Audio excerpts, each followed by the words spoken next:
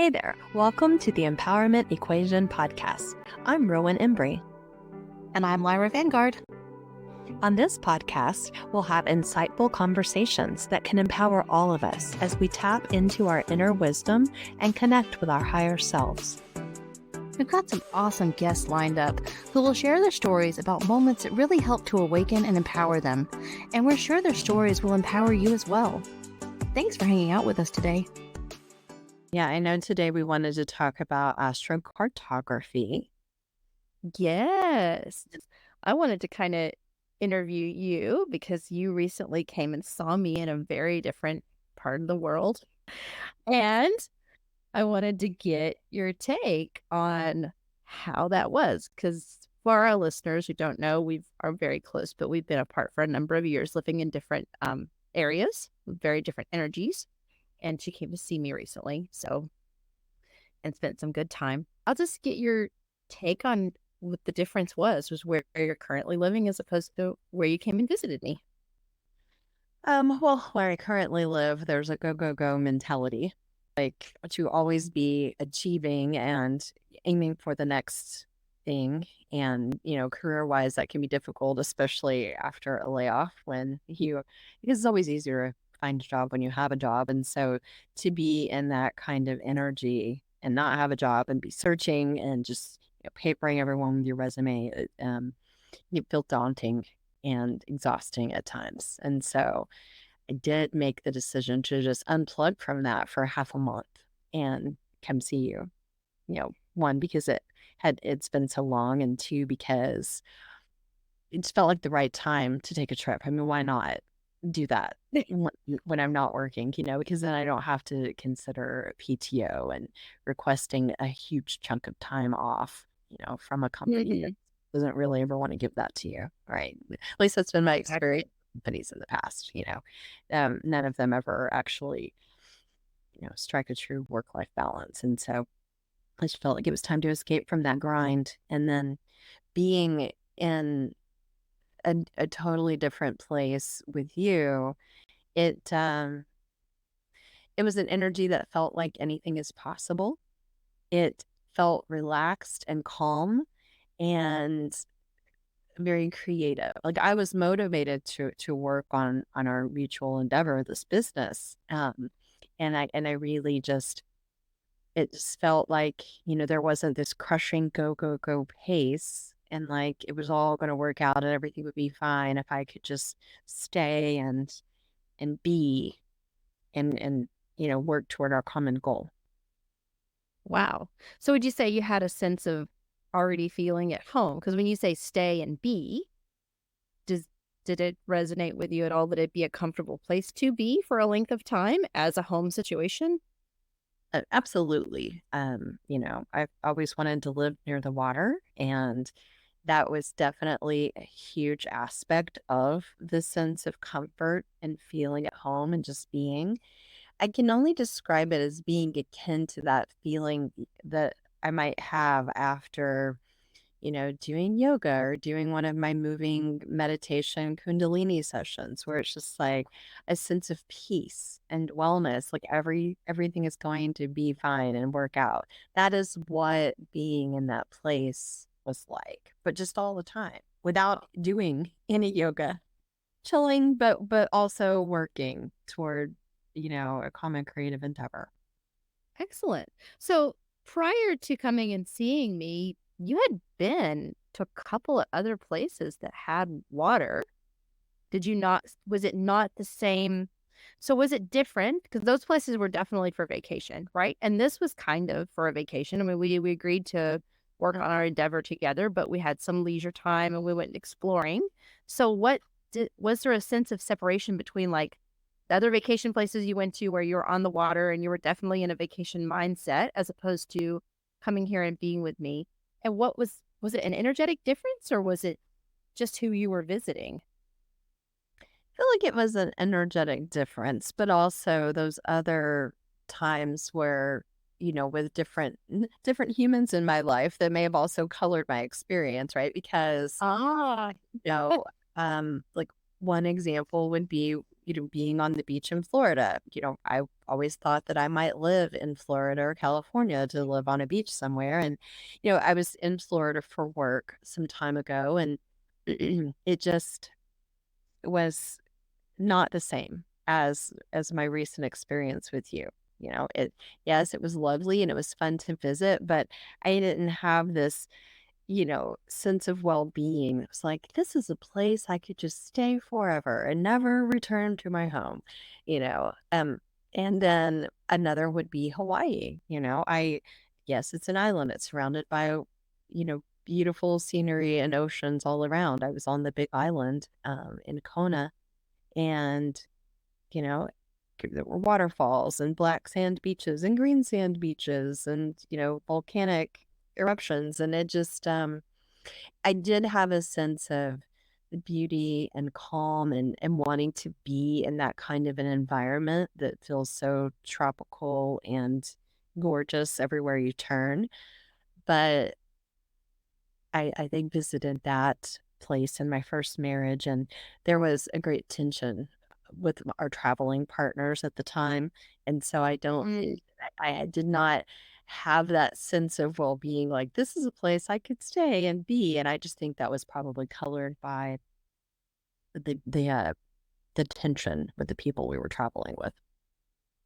Oh, yeah, your company definitely can affect a trip. I know this because I have redone trips purposely because I took it with one person, had a terrible experience, and then chose another person to carry along with me and had a much better experience. Right. So, some of it is the energy of the place, but it also definitely involves the energy of the people that you're with in that place, for sure. Okay, cool. Well, today we wanted to discuss astrocartography, and the reason I asked those questions because I wanted to set up because I took the liberty of remapping your astrocartography. So this is a service that we offer Mm. as well. So I did it for you because I wanted to show you the difference of what changes when you look at where you were born as opposed to somewhere that you're going to travel, and definitely you can experience these things on a trip, but the longer you stay in a place, um the deeper you'll feel it, like if you're considering a long-term stay, several months or even a possible move. So the one thing that I noted that you said was that you felt instantly at home. Well, the two specific lines you have where you came to visit me was you have an ascendant moon. The moon is automatically home. It's the mother. So it didn't surprise me that you felt at home and you didn't want to leave because I did a little research on the ascendant moon. And if the ascendant is our appearance, who we are, our persona. So Mhm. it's felt very quickly when we go on an ascendant line, especially something like the moon. And it can give you that feeling of never wanting to leave and that almost that sorrow, of like those tears that just flow where you're like, I can't believe I have to leave. You know? I I have been experiencing sorrow, and I've only been home, 2 days, and I feel like I've experienced a great loss returning to what has always been my home instead of staying. Yeah. Right. So there's that. And then there's a specific line, the MC, the midheaven Neptune is here. So Neptune rules the underworld and the spiritual and kind of expanding your thoughts about deeper subjects. So it's no surprise that you actually wanted to work on um our venture here too, because that's what we're doing. Mhm. Right. The other parts of reality that are not so obvious, and what we can feel, taste, and touch, the more, esoterical parts of life. So yeah, I thought that was super interesting. So I went ahead and did a relocation as if you were going to come and move here Okay. and be with me. And did some little comparison. So this is so basically when you do a relocation chart, the the chart you're born under is kind of where all the planets and the were when you were born, according to where you're located.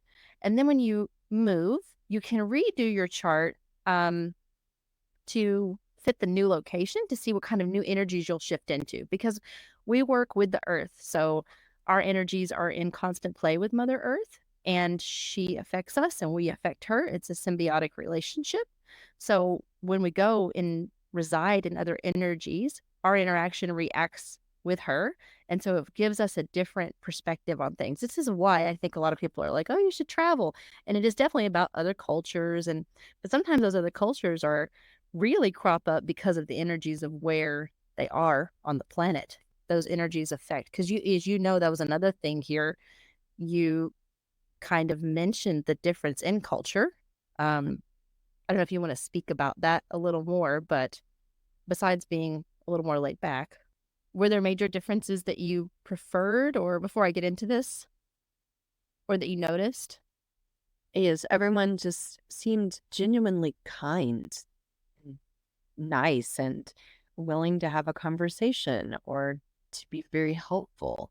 It didn't feel like an every man for himself culture that I live in, right now. So, True. yeah. Yeah. So in addition to that chillness and that slower pace, it very much felt like that place already has a sense of oneness and community that is probably missing where I live. Mm. And that's huge, depending on what you want to do with your life. I mean, the energy that you're in, there's nothing wrong with it, especially for somebody who's really in a go getter mindset and wanting to strive and succeed in that winner mentality, where it is every man for himself. And there's a lot of measuring up and a lot of, measuring your progress and how far you've come. So, yeah. So I think all the energies on planet Earth are fantastic. It just depends on what you want to align yourself with. And that's why I think astrocartography is going to be really important for people, because I hear more and more, being an American myself, that people are looking to move. They're looking for different experiences. And those, and it would be great if people could actually use and learn to use their astrocartography so they could kind of get like a preview. And you had a physical preview, came and previewed it and felt the energies yourself. And then, get see what you're going to experience, maybe what you have to look forward to. Okay, so I did your chart and what you were born under. I'm going to go through the major planets, and the first one's going to be where you were born and the house that it falls under. The second will be your relocated place, which was where you visited. So, sun, your sun, we all talk about our sun sign. Everybody's like, I'm a Leo, I'm a Virgo, I'm a Pisces, whatever. So everybody knows their sun, and some people know their moon, but most people know their sun. Mhm. So your sun currently, where you were born, falls in the 11th house. 11th house is all about a person who values friendship, social circles, finding their identity through interactions with others. And I would say, knowing you over the years, that has very much been the case. And your friends have been such a support to you. And, it's something that you just shine in your relationships. People come to you, me included, gravitate towards you for guidance and just a sense of well-being and protection, because that's who you are to us, and that's been your placement. If you were to relocate here, Um, it would fall into your second house, which represents your speaking abilities, makes you an authority, and gives you a sense of royalty. It would bless you with wealth and grow financially successful.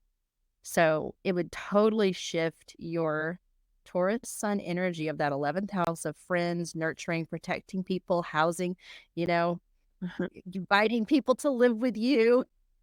Right. A lot of that. to, to one of an authority figure, to one where you were have the it would enhance your speaking abilities and give you, and the money would come along with it, and the success. And yeah, it's because money, second house is money house. It's career, it's money, and it's legacy career, though it's not just your money. You could experience that were you to shift here. So let's talk about your moon, which made you feel like this was home in the first place when you came. You have an ascendant moon here. Currently, your moon is in the ninth house where you live, which falls under higher wisdom, higher education, long distance travel, and promotes a desire for knowledge. And I would say that you might agree, I've witnessed it. While you were living where you live, you did. You got your degrees, you pursued knowledge through even working up the ranks, in your companies, gaining more knowledge, more experience. If you were to move here, it would fall under the 12th house, which is would be a profound emotional, spiritual depth. It would heighten your intuition and your understanding, heighten your manifestation, and and your understanding of the world and others around you.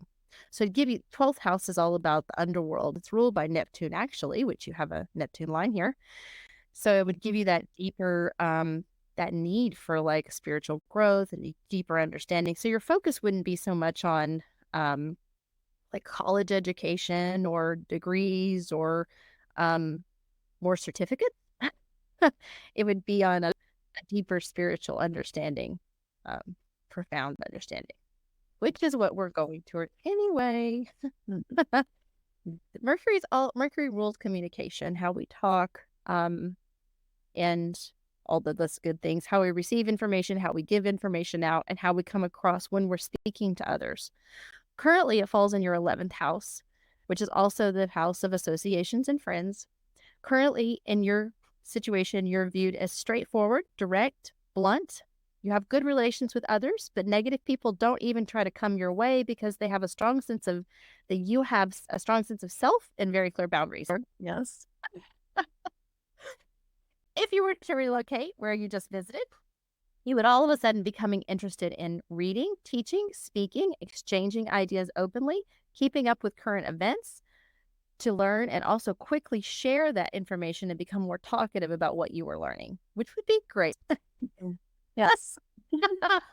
Indeed. Because third house rules the mind and communication. So you would quickly filter things through your mind, all that learning, and then you'd be quick and eager to share it out in this environment. Instead of having those clear boundaries. Always drawing lines. Drawing lines. Right. And so your Venus. Oh, let's talk about your Venus. So Venus, we know, rules love, luxury, relationships, romantic relationships. So currently where you live, it's where you were born. It falls in your 10th house, which is lends the chance of finding a husband in the workplace, which I would have to break my don't date coworkers rule. right. That was really badly.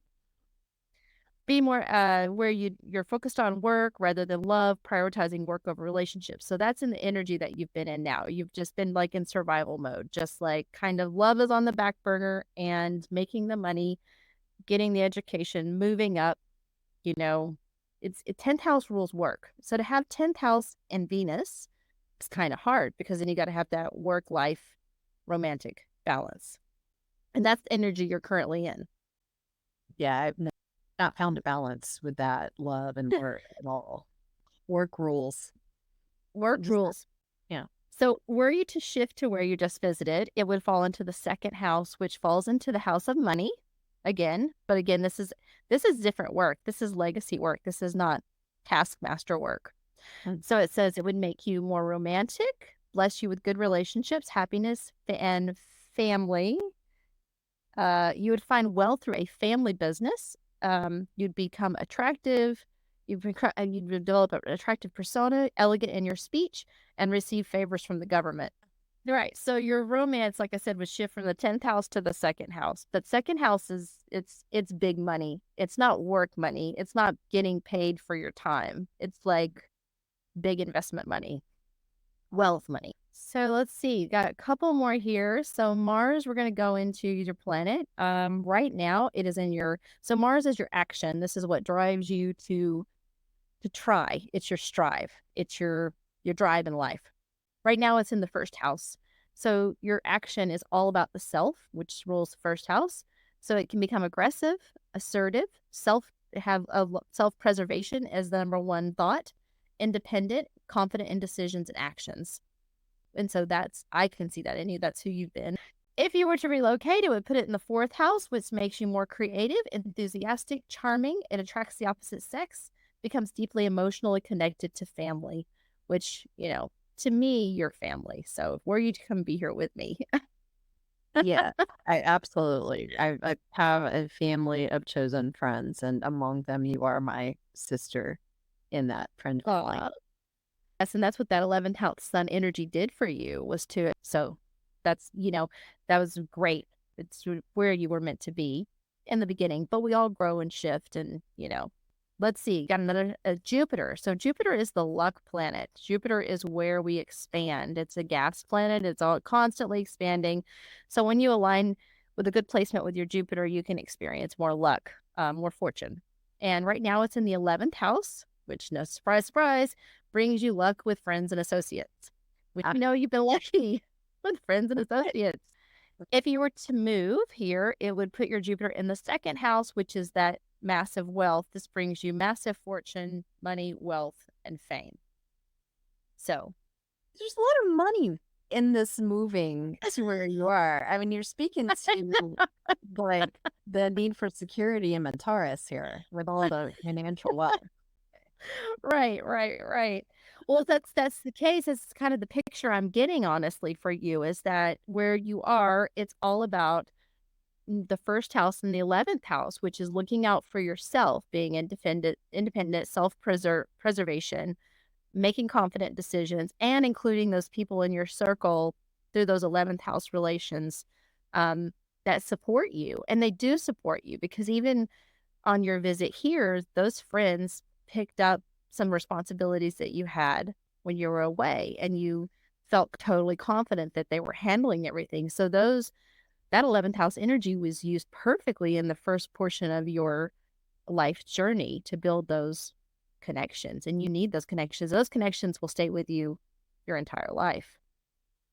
So, but this is how, so that's basically it. I won't go into Saturn and Uranus and all that. Like we'll stop with Jupiter because those are like the closest planets that affect immediately, that if you moved, you would feel those immediate effects.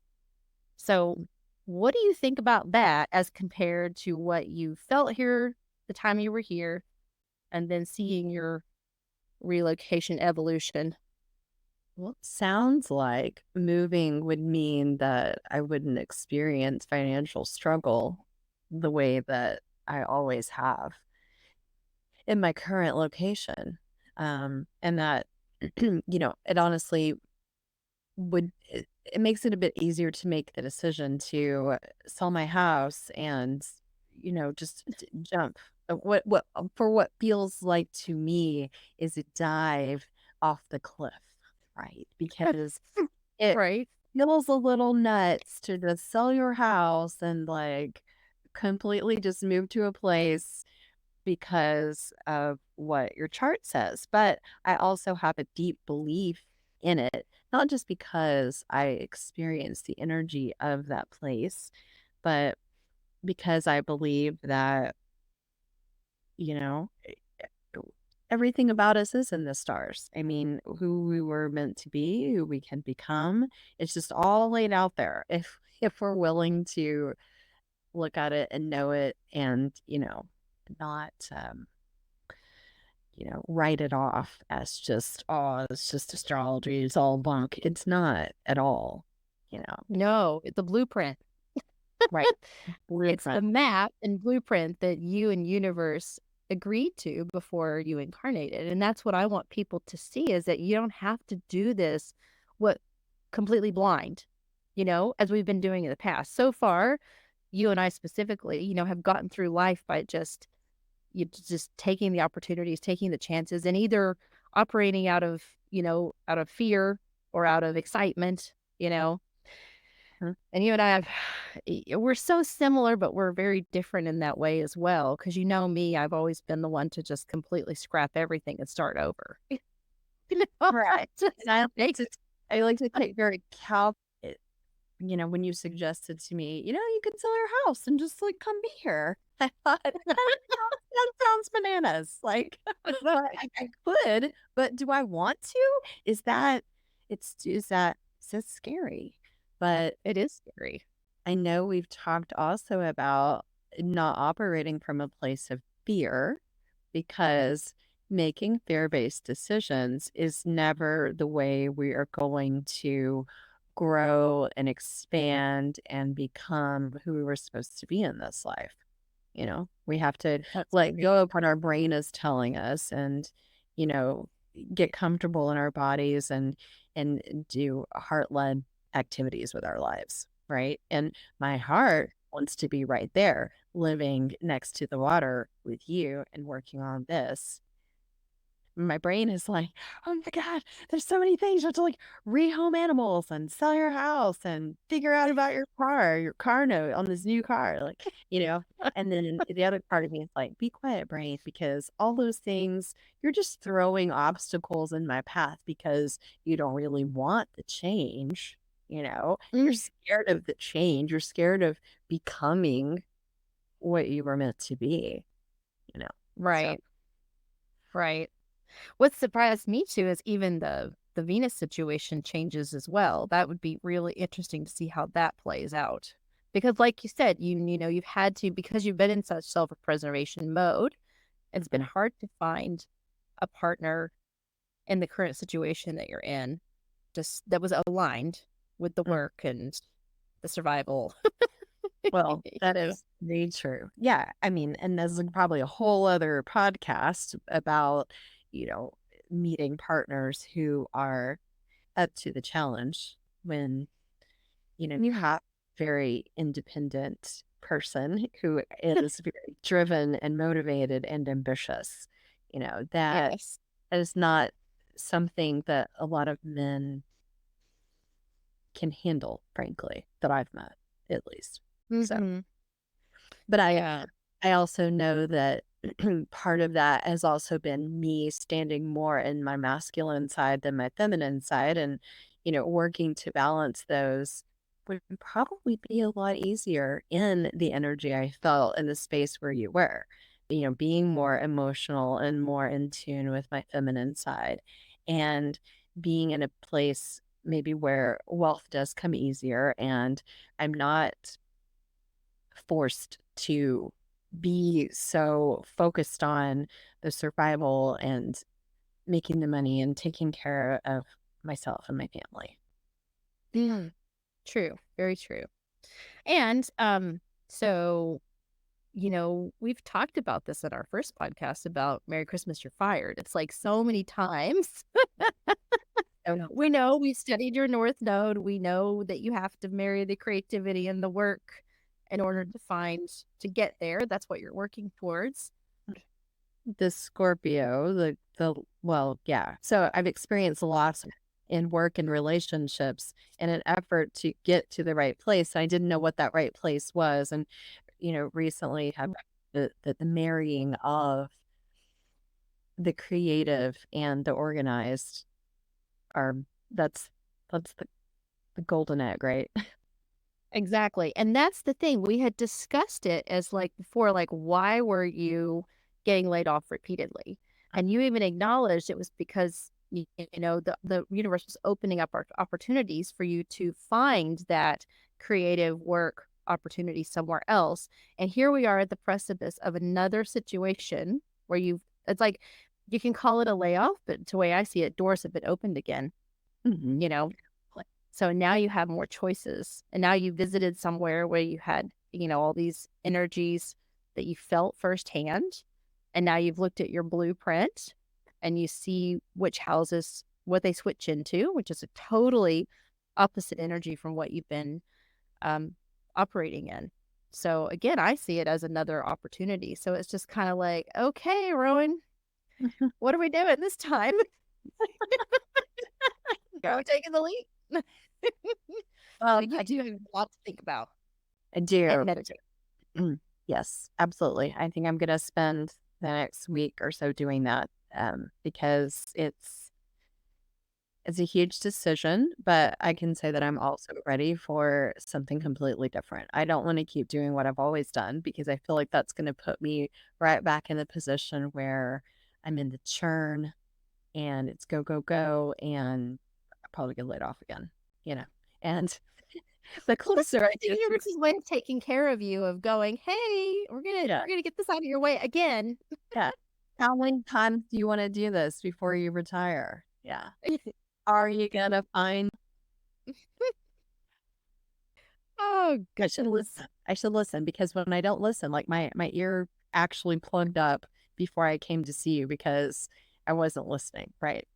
And so physically plugged. So I should listen this time. Oh gosh, that's like you said, that's a whole nother podcast we could go to about what physically happens to us when energies get stuck or when we're not hearing. Like, Mm, we'll go into that story later, but I physically got hit in the head with a metal bar myself, yeah. because I wasn't listening as well. And the universe literally smacked me and was like, "Are you gonna listen now?" And I've made some major changes since then. But it was interesting to be able to see it that way, like even a physical injury, to be able to associate it to what was going on and going, oh, that was a wake up call, you know, as opposed to, oh, woe is me. Why did this happen? Yeah.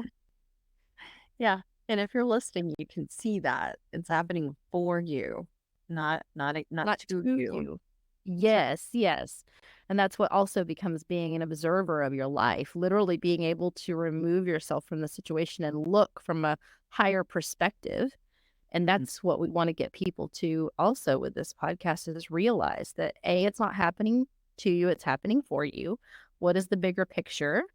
And then using those 5 steps or your intuition and connecting with these blueprints that we have available that are from the stars, that are from source itself, that we can look to and use as like a guiding light to be like, oh, this makes sense, you know, a little bit of owner's manual there as to what's going on with us.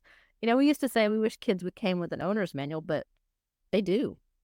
We just don't know how to read it or apply it. Well, we're going to learn. right. I know you touched on the 5 steps for a moment there. Do you want to Mhm. just briefly mention what those are? I know one of them is know your vehicle, know the game you came to play. Yes, yeah, that's it. Well, we're still working it out a bit, but we will have that coming soon. So, and Okay. details on all those. That's what we want to do. That's what we're here to do, guys. Is we want to kind of summarize this, boil it all down, and give you a really good starting point on your spiritual path and your journey, so you can know, like you said, know your vehicle, know what you came to do, know the game you came to play, so you can play it a little better. Because we're all just playing a big game, and it's like we're either going to pick up the controller and just kind of blindly stumble around and hope we don't, fail again and again, or we can read the cheat codes. So they're not really cheating. It's just getting to know what VR system you're playing with. Are you playing Nintendo or are you playing Xbox? Like you have to know where your buttons are. Mhm. Level up. Exactly. Once you level up. Well, excellent. Well, good talk, guys. I think we're trying to keep our podcasts so where they're bite sized. Everything I want to keep is just like bite sized, informational. I don't want to drone on forever. We want to get you guys some good information that's applicable right away. This is just a brief snippet. Of course, I would go into more depth with you guys. I just kind of wanted to show her and you the possibilities of what you can learn from astrocartography. So if you're interested, feel free to go to our website and book yourself a reading. I'd be happy to talk to you guys. Yes. Thank you very much. All right. Bye, Rowan. Bye. Talk to you later, Lara.